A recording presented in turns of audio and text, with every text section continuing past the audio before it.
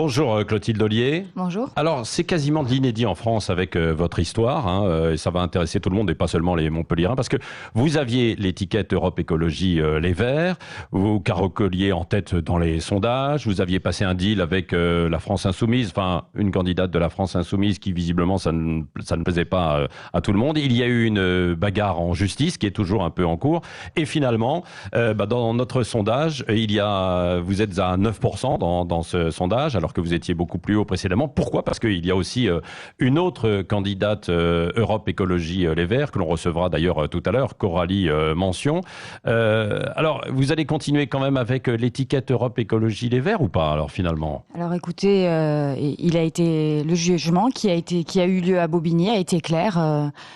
Il m'autorise à utiliser le logo Europe Écologie Les Verts. Et hier, en commission électorale, la magistrate qui était présente a clairement réaffirmé à la lecture du résultat du tribunal de Bobigny que nous pouvions utiliser le logo Europe Écologie Les Verts. Alors pourquoi ? Tout simplement parce que Europe Écologie Les Verts a organisé une primaire citoyenne avec les Montpelliérains et les Montpelliéraines, 1200 inscrits, 800 votants, et donc je suis sortie vainqueur de cette primaire. Donc j'ai gagné la primaire Europe Écologie Les Verts et c'est à ce titre-là que je me présente en tant que représentante de l'écologie sur Montpellier. Qu'est-ce qui ne passe pas avec le parti Europe Écologie Les Verts alors ? Le fait que vous ayez passé ce deal, je le disais, avec une candidate de la France Insoumise ? Alors ma liste et la liste que je porte est une liste de rassemblement des écologistes et de la gauche que je porte. Ce que nous montre ce sondage, c'est qu'on a déjà un maire qui est très bas. C'est un des 19%, un des maires sortants en France qui est un des plus bas. Ce que nous montre aussi ce sondage, c'est que clairement les écologistes, les Montpelliérains, les Montpelliéraines veulent de l'écologie à Montpellier. Malgré ce dont vous parliez précédemment, on voit bien que si on additionne les scores de l'écologie, ils sont toujours au même point. C'est-à-dire qu'on a toujours autant à peu près 20% de Montpelliérains, de Montpelliéraines qui veulent de l'écologie. Le mandat et le bilan de Philippe Sorel concernant l'écologie est catastrophique. Son bilan au niveau de l'écologie, son bilan c'est aussi. Vous qui le dites. Lui, il s'en défend. Il s'en défendra peut-être à cette antenne, je l'espère.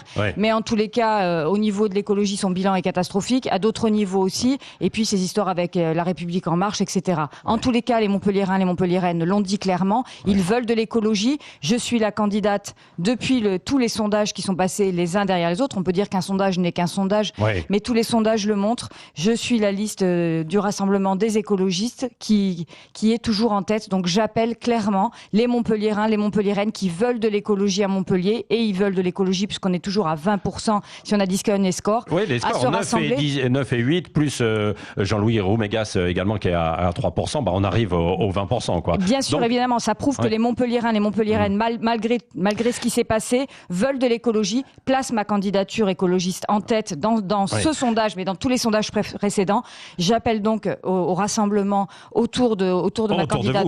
Bien sûr, pour avoir au deuxième tour une liste écologiste claire, pour pouvoir rassembler clairement la gauche et les écologistes et battre Philippe Sorel, puisque si on additionne tout le monde, la gauche et les écologistes au deuxième tour, on pourra gagner Philippe Sorel et faire une véritable ville écologiste, ce que les Montpelliérains et Montpelliéraines veulent. Donc c'est vraiment ce que j'appelle de tout mon souhait. C'est-à-dire que vous êtes prêt effectivement à des alliances entre les deux tours pour pouvoir accéder en fait à la mairie avec d'autres forces qui arriveraient comme Michael Delafosse qui par exemple est à un peu plus de 10%. Il est à 11% dans ce sondage. Il est bien évident qu'il va falloir rassembler les écologistes et la gauche. C'est un devoir de se rassembler au deuxième tour tous pour battre Philippe Sorel et que nous ayons à la mairie de Montpellier une mairie écologiste et de gauche. C'est des valeurs que je porte. Est-ce que ce n'est pas une erreur finalement de faire aussi campagne pour des municipales parfois avec des étiquettes, Clotilde Ollier? Et est-ce que vous ne le regrettez pas un petit peu aujourd'hui d'avoir pris cette étiquette alors que vous auriez pu être écolo mais sans une étiquette des partis finalement? Parce que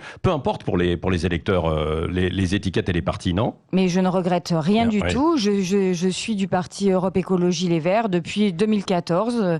J'ai été élue sur un mandat de maire sur l'écologie justement, Europe Écologie Les Verts. Et c'était et ce score-là est un beau score et je porte les valeurs de l'écologie depuis très longtemps. Ouais. En un mot, parce que ça intéresse donc les habitants de Montpellier comme de toutes les autres villes, sur l'étalement urbain et puis la densification en fait des villes et donc cette qualité de vie que l'on peut retrouver dans les villes. Vous êtes quoi, contre l'étalement urbain? Quand je lis votre programme, vous dites il faut arrêter cet étalement urbain, il ne faut pas non plus densifier la ville. Alors comment on fait pour accueillir éventuellement de nouveaux habitants à Montpellier? Alors écoutez, je crois que les deux mairies précédentes, Philippe Sorel et la mairie précédente, ont suffisamment bâti, construit, bétonné la ville. Il y a un moment, il va falloir choisir entre garder les terres agricoles pour nos... Là, on est en train de détruire les terres agricoles de nos enfants, clairement. On peut pas dire en même temps, je veux de l'agriculture locale et bio, et en même temps urbaniser toutes les dernières terres agricoles qui se trouvent autour de Montpellier. Donc non, on ne va pas étaler la ville. Oui, il faut que la ville arrête de grandir, c'est ce que vous dites. Mais c'est un retour en arrière, ça, non? Non, parce qu'il y a une évolution démographique. Est-ce que c'est un retour en arrière ou c'est un retour à la logique? Regardez autour de Montpellier, il y a des grues partout. C'est plus possible de monter des immeubles de 6 étages au milieu de quartiers avec des maisons comme un quartier boutonnais où on va construire un immeuble de 6 étages. Moi, je dis non, c'est pas possible.